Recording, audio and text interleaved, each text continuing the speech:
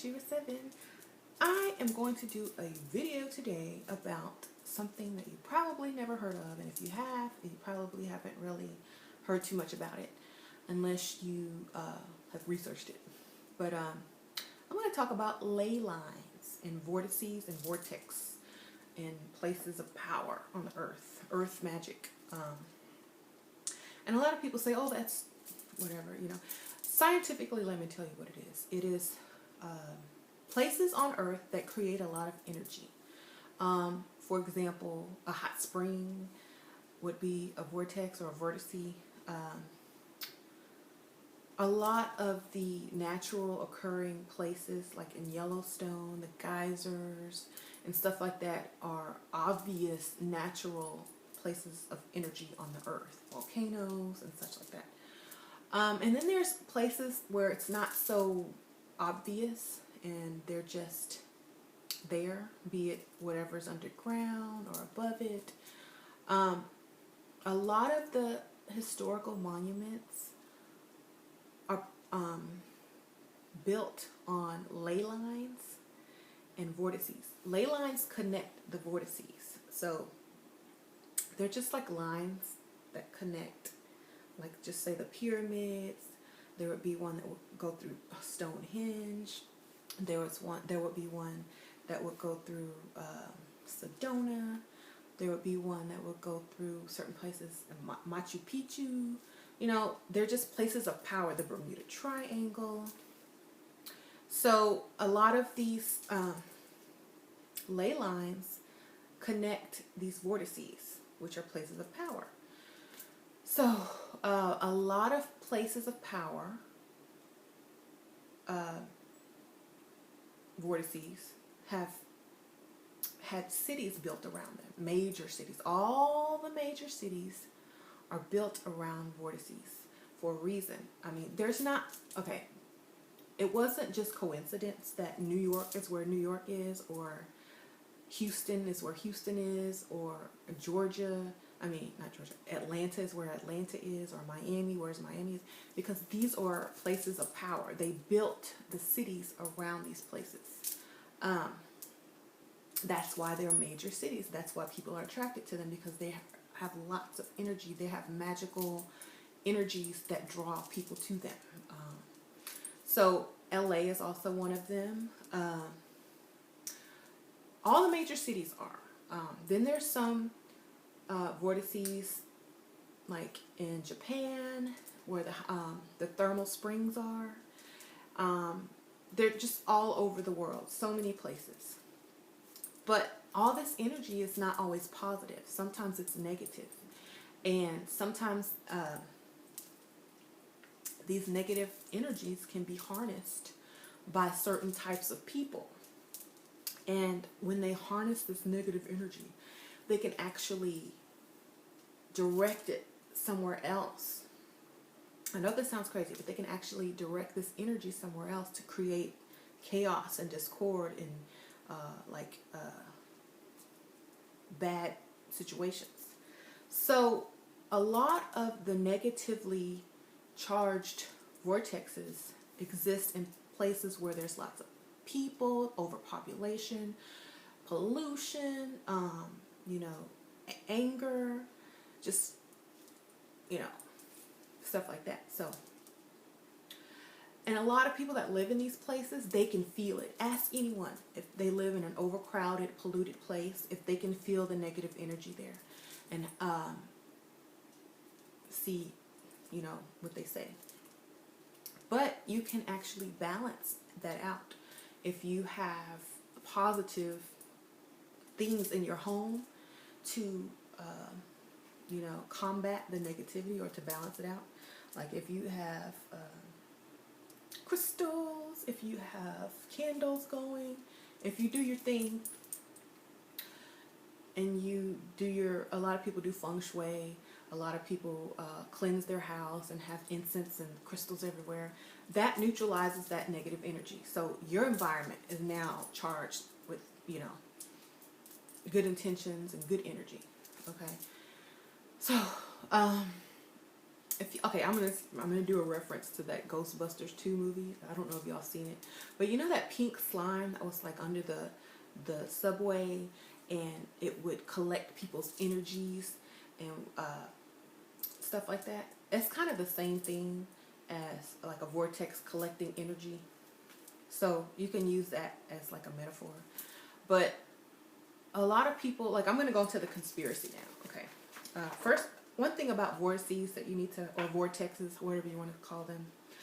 I think that's the plural term for them. But a lot of these vortexes are built on places on the earth, not built, but just naturally occur on earth where the dimensions overlap.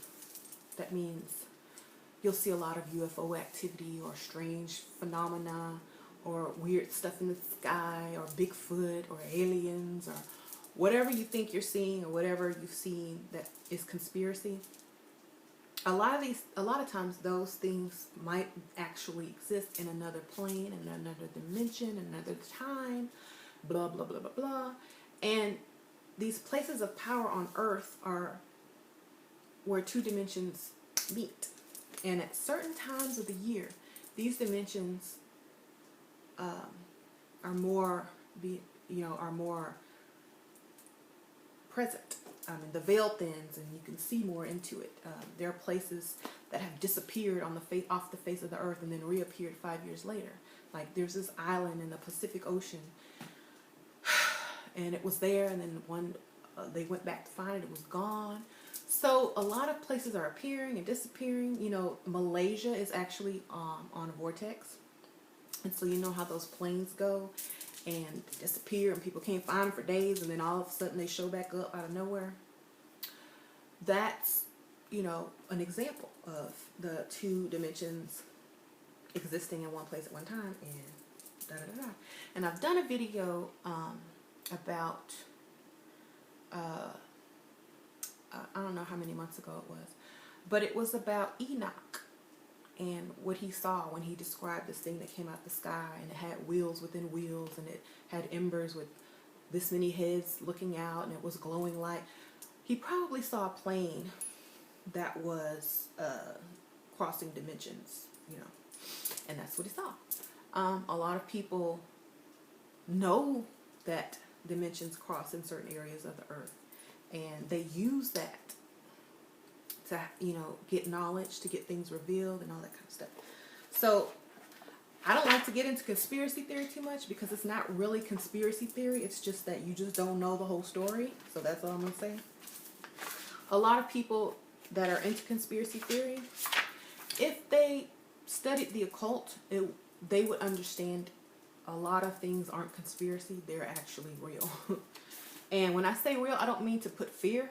It's just a method of doing things that people choose to do. You know, anyone can tap into it. It's not just for the elite. For instance, if I wanted to harness some energy or some negative energy, if I was feeling like, oh, I want to cause havoc in this person's life, let me harness some negative energy.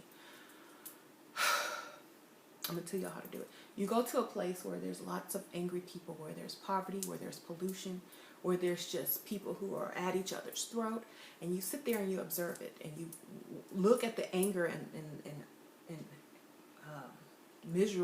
the misery of these people, and you absorb that, you collect it, you take it in, you absorb it, you know. And a lot of people use crystals to do this, or they just take it into themselves, you know. And then they go wherever they need to go, and they redirect that energy towards someone they want to feel that as well. Or they store it in a crystal or a stone or whatever, you know. It's magic. That's what you call magic, but it's called energy work as well. Okay. So yeah. And a lot of the elite who run the world, higher up people, they use this as well. Let's say they want to collect a lot of negative energy for a certain reason. They would create a false flag incident, put it in the media. It might not even happen, y'all. They'll put it in the media, and they'll get all the people riled up that's watching it. Their energy will grow negative, and then they harness that energy. They harnessed it, they harnessed it, they harnessed it. They do whatever they need to do with it. And then they save it up for something else they need to do later, or that they need to do now, you know. And that's how ley lines work. They shoot this energy along the ley lines from a vortice or a vortex to another vortex to another vortex. So it's kind of like just like a power line, you know. You want to get power to this house, and the electric company, you know, has a power source, and bam. So ley lines are just like energy lines. Let's say I need a lot of negative energy to one area because I want to go invade that country. So I'm going to, you know, send my troops over there, and along with my energy of discord and chaos with them, you know, same thing. This is how it works. And a lot of people will like to stick to the mundane way of thinking, and that, you know, the superficial systems are in place to do this and that. But it's way deeper than that, y'all. And if y'all don't get on this knowledge, then you're always going to be like 3-4 steps behind in understanding what's actually going on. So I just want to put that quick thing out there about ley lines. There are a lot of cities that are built on ley lines, and you probably live in one if you live in a major city, so y'all should look that up. And a lot of people actually go to ley lines or vortexes, and their psychic powers are increased, their intuition is increased, their manifestation powers are increased because there's lots of energy there. So a lot of people will go to like flowing fountains and rivers, and hot springs or naturally occurring springs. There are small vortexes, but if you want, like, you got to find a major one. You can look them up online. But that's why people throw pennies in like fountains, because of the energy that's involved. Like a penny is made out of copper, and copper conducts energy, and flowing water does too. And your intent is in the penny, and you throw it in the wishing well, and then your manifestation goes up into the universe at super speed because of the energy involved with it. Okay, I know y'all probably never knew that about wishing wells and fountains and stuff like that. But again, let me go back to the Ghostbusters 2 movie. Okay, so you know at the end how they all the people were going crazy because all that negative energy was released in New York, and so they had to get the Statue of Liberty and charge it with the positive slime or positive energy. And in order to get the Statue of Liberty to move, they had to put some music on. Now, music is a vibrational conductor of energy. So the copper Statue of Liberty is a conductor. The pink slime is like metaphor for energy. So they put their positive energy in it. And then they put the music on, the vibrations, and then it got up and started moving around. That's what I call like spiritual technology. And then the flame on her little torch like blows up and starts burning, and then she has to walk through water. So that's like symbolic for fire and water, masculine and feminine, the Merkaba spiritual technology. And so then she goes and walks through the city, blasting the music with her fire, and all the people's energy instantly changed into positive energy. And this like saves the day. So that's like, that would be like the Statue of Liberty walking through the city of New York would be an example of a false flag incident, but in a positive way. They can do the same thing with negative false flags and make all the people go crazy, so they can collect this negative energy or, you know, do something. But in Ghostbusters 2, they did a false flag, positive energy to get the people's vibrations and positive energy up, so that the slime on the building can come down and be tamed and calm and balanced. Okay, I know y'all are gonna go like on YouTube now and try to find Ghostbusters 2. That's good, because there's lots of spiritual and metaphysical and occult knowledge in these movies, and y'all just like sometimes overlooking it. So I'm just telling y'all the correlation between the two. And y'all, okay, a lot of people read the Bible, and the Wall of Jericho story is like they were trying to get this wall to fall down and get through this wall. So it was said, oh, you need to march around this wall nonstop, this, and don't talk or nothing, shut up, be silent, walk around this wall in a circle. And then on the seventh day or whatever, take your trumpets and blow them and stomp or something, right? And the wall will fall. So the people were like, oh, walking around this circle, oh, this ain't gonna work. And lo and behold, when it was time to blow the trumpets and stomp, the wall crumbled and fell.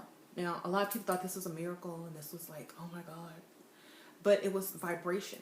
They were creating a vibrational energy around this wall by walking around it. And their thoughts, as well as, having faith that this is going to work, was going into it. And then the music, the trumpet, when they blew it and stomped, the wall collapsed because it created almost like an earthquake, a vibrational sonic blast or whatever you want to call it, and the wall fell. And people thought that was a miracle, but it's just science and also metaphysics. Like, their energy was going into that as well. So ley lines, energy, vortexes, thoughts, it's all energy, and you can all use it to your advantage if you know how to use it. And if you notice, like, a lot of people that don't live near ley lines or vortices,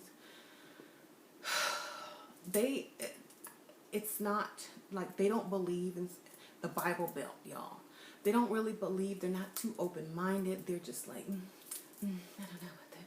And then the people that do live around all these places of power and vortexes, they're colorful. They have lots of energy. They have different customs and different spiritualities, and they're just wild and free and vibrant. And then they just are, because of that energy level. And also, I had some notes. So, I wanted to cover the Atlantis part about the ley lines. Okay, so it was said that Atlantis disappeared because they were harnessing all this energy and using it for selfish reasons. And they were using the ley lines and the vortexes to harness energy to make themselves like rich, and they were just trying to be like superior, and using it for greedy reasons. So this is what happened. So they would take a crystal and they would like absorb all this energy from a vortex and a ley line and use it to make chaos and discord to this person or these people over here, so they can take whatever they wanted from them. And things got off balance geographically on the earth. The vibrations of the earth changed. The axis changed. The poles changed. And then all of a sudden it created like this earthquake, this huge, massive earthquake, because they were using crystals and stealing energy and putting it somewhere else, and it was very unbalanced, and it created like this damn earthquake, and they went all underwater and into a different dimension, into a different vortex, because they were crossing all these dimensions, and then they got lost in one. But there was a few survivors, y'all, and those survivors were what you see in Sumeria on the walls with the bird head, and you see Thoth, and you see all of them. These were the survivors, and you'll see them with instruments in their hands. And the reason that they had these instruments in their hand all the time, you'll see like a Sumerian carving with like this purse-looking battery thing in their hand with like a watch on in ancient times with a mask on. A lot of these things are electromagnetic devices to keep their frequency in a certain vibration so they can exist on this plane, because they had messed up the ley lines so much, and they had different electromagnetic energy in their bodies and in their bloodlines, that they could not exist on this particular version or dimension of Earth because they had changed it. They messed it up. So that would be like if we created all this pollution on the Earth and we messed up the oxygen level and we couldn't breathe oxygen anymore. So we have to wear oxygen masks or have to be oxygenated, you know, through these little tubes. And so we had to walk around the Earth because we messed it up so bad with our craziness and our greed, which is what's going to happen sooner or later, that we can't exist on this dimension of Earth anymore because the atmosphere is messed up. But instead of being in the atmosphere, it's the electromagnetic polarity. See, that's why they had to. That's why, you know, it's gone. And a lot of people find traces. They think they find traces of Atlantis, you know, in the Bermuda Triangle and Bimini, Florida, and the Mediterranean, and all this stuff. So they can't find it. Some of the things are still there because the dimensions were crossed. So some of the things got left behind, some of it left. So Thoth was one of them as well, an Atlantean, and he survived. And he gave the knowledge to humans. The Sumerians carved their knowledge, and eventually we took what we could from, you know, that civilization and learned from it to advance us, you know, knowledge-wise. But that's the significance of ley lines and why a lot of people, greedy elite people, are trying to use them in the same way as the Atlantis people did. But they forgot one thing. They can't use these ley lines unless they can get your energy. And a lot of people are waking up. Like the vibration of the earth changed to where consciousness was of importance. And, you know, and now a lot of people will not have energy harnessed from them, and they're teaching other people. So it's harder and harder and harder to harness this energy, and especially negative energy from people. So that's why things are not, you know, so as bad as they could be. The more people that wake up and understand what's going on and learn how to do energy work themselves can actually use the ley lines and the vortexes for their advantage. And a lot of people are doing that. So I just wanted to let y'all know, research ley lines, research vortexes, research vertices, and y'all will understand what's actually going on, and y'all will see what's going on. There's actually a ley line that goes right through George Bush Intercontinental Airport on runway 33. If you don't think that's significant, then you need to research some ley lines and numbers and numerology and all that kind of good stuff. And a lot of airplanes, let me tell you this, a lot of airplanes, they travel ley lines because they're always going to major cities.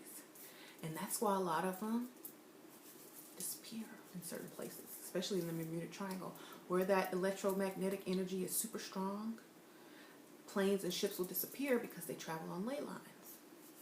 Okay, I just want to leave y'all with that. If y'all have any questions on ley lines, this is actually a video response to Terrane Hicks. His video, I'm going to put in the link below, so you don't forget. That's why I mentioned it right now, so you don't forget to go watch his video, because this is where I got this video idea from. And he breaks ley lines down in 5 minutes. Like, if you want the 5-minute version of it, if you want, you know, the science and the meat of it, and you want to actually share some information about ley lines to like one of your friends who's not so, you know, doesn't have time to sit here and watch a 20-minute video, then please click on Terrane Hicks's video. He has 2 parts to it. Part 2 is the meatiest, so make sure you watch both. I'm going to put both links in there, and subscribe to him too, because he has some really good knowledge as well. He lives in New York City, which is a huge place where there's lots of energy and vortexes and lots of negative energy going on there, and he can like show you how he balances out and balances out things, and how he creates a positive space in such a vibrant, you know, energetic city. You know, there's lots of energies that's mixed there, so it's how you use them. Okay, so please check him out and subscribe to him as well. I will see y'all later. Thank you for watching. I don't know what channel I'm going to put this on. I might have said Shira 7 in the beginning. But if this is going on my Ashira channel, then y'all will really love Terrane Hicks because he's really into magic. Okay, bye. See you later.